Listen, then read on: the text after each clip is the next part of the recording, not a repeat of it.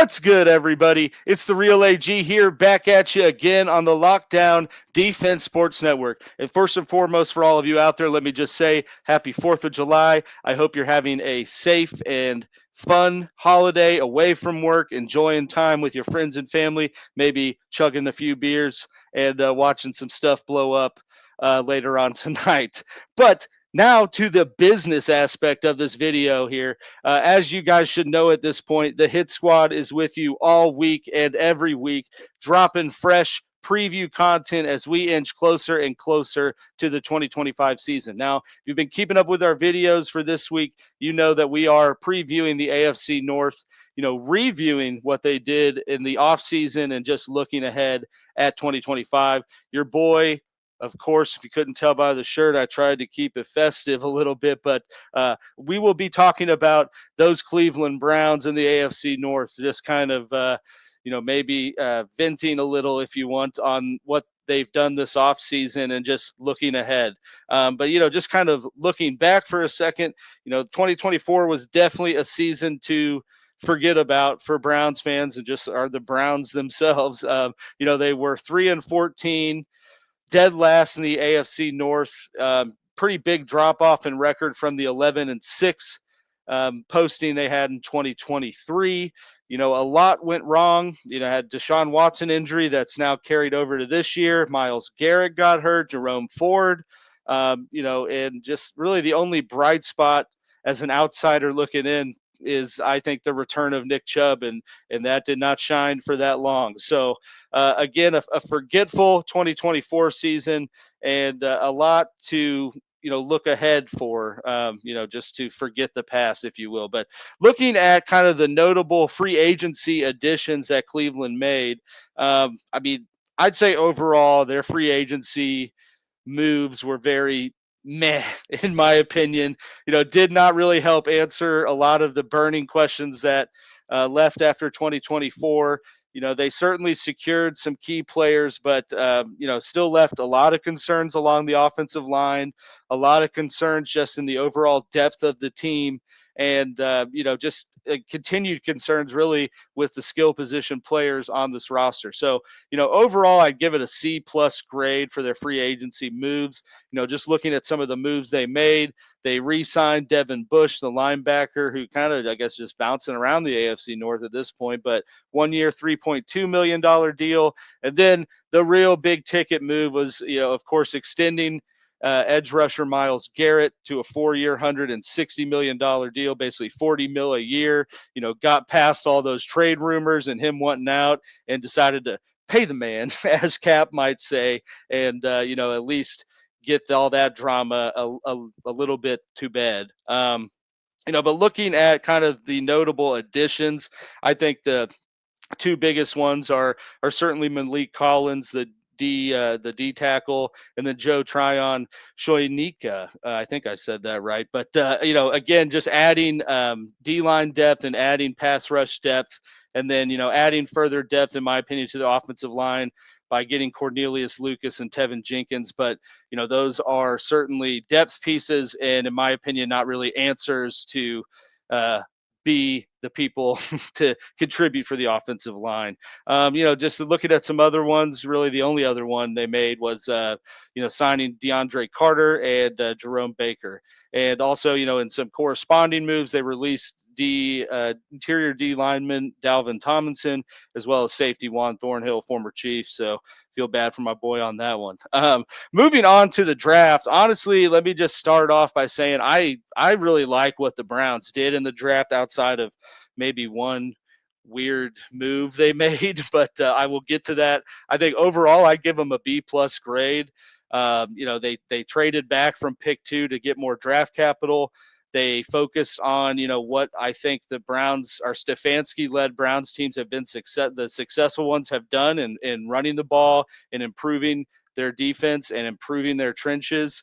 They certainly, I think, in my opinion, got a lot of multiple high-impact players and added more fuel, if you want to call it that, to the QB competition that they desperately needed after kind of falling flat on their face with that Deshaun Watson deal. I'm sorry, Browns fans, I had to bring it up at least once after kind of talking about it. But I gave them a B plus just for the head scratching move, or at least what I would call a head scratcher, of just selecting two QBs after you traded for one, after you signed for one. Is just I get taking one. I don't really understand taking two. So I had to give them a little knock. But again, Browns fans, I gave y'all a B plus. Looking at just the big draft picks, obviously Mason Graham, the D end, highly regarded D tackle, that they still would have probably taken at 2 and still got at 5. Carson Schwarzenegger, I think, is a linebacker that's slept on. Really like the Quinshawn Junkins pick. I think that's just Nick Chubb 2.0, younger and better, or maybe not better, but healthier certainly. Took Harold Fandon Jr., the kind of exciting tight end. Obviously, everyone knows they took Dylan Gabriel and then took Shador, stopped the Shador slide in the 5th round, and added some more RB depth by taking Dylan Sampson out of Tennessee. So, again, I really like a lot of the picks. I just don't understand, why they took 2 QBs, unless they just wanted to be the team to help Shador out, I guess, in the 5th. But and then just reviewing the draft, the draft trade they made, moving back from pick 2, they let Jacksonville move up, got pick 5, got the 36th pick in the draft, the 126th pick in the draft, and a 2026 first rounder. So, I mean, that's honestly a pretty good haul for moving back 3 spots and still getting a guy that a lot of people were penciling to Cleveland at 2. So I really love that trade and a lot of the moves they made. Really there was no major coaching changes. They had a new tight end coach and, added various assistants. I think the bigger thing is Stefanski did announce this offseason that he will resume play calling duties. So that's certainly something to watch. And I think kind of the moves they made in the draft sort of shine light on that, again, just beefing up their run game. But really the big trade, if you want to call it that, this offseason, again, it kind of adds to the head scratching of taking 2 QBs. They traded with the Philadelphia Eagles, sent DTR, Dorian Thompson-Robinson, and a 2025 5th rounder to Philly for Kenny Pickett. I got why they made the trade at the time. I don't really understand it now because they've just added more and more QBs. It seems like they're just trying to throw throw what they can at the wall and see what sticks with regard to finding their guy at QB. But yeah, I mean, I get wanting to improve your room. I don't see Kenny Pickett being an improvement. Guy's been on 3 teams at this point and is just, not showing any sign of being quote the guy. And again, why do this and then draft 2 more and bring Flacco back? I don't get it, but maybe a Browns fan out there can comment below to shed some light on why that happened. But yeah, moving on again to the 2025 schedule, looking at it here, it is a little bit of a daunting one. It is the 13th toughest schedule in the NFL for 2025. The Browns have 10 games against teams that had a winning record, including 5 teams that won 12 or more games. So again, a lot of daunting matchups. I think the kicker right out of the gate is they begin the season with 2 divisional matchups against the Bengals and Ravens. I'd argue it's a pretty brutal stretch of games from weeks 1 through 6, looking at Bengals, Ravens, Packers, Lions, Vikings, and Steelers. I think the big games to circle, or the big game I would circle, is week 14 against the Titans, because that could be potentially the first Cam Ward, Shador Sanders matchup that we see.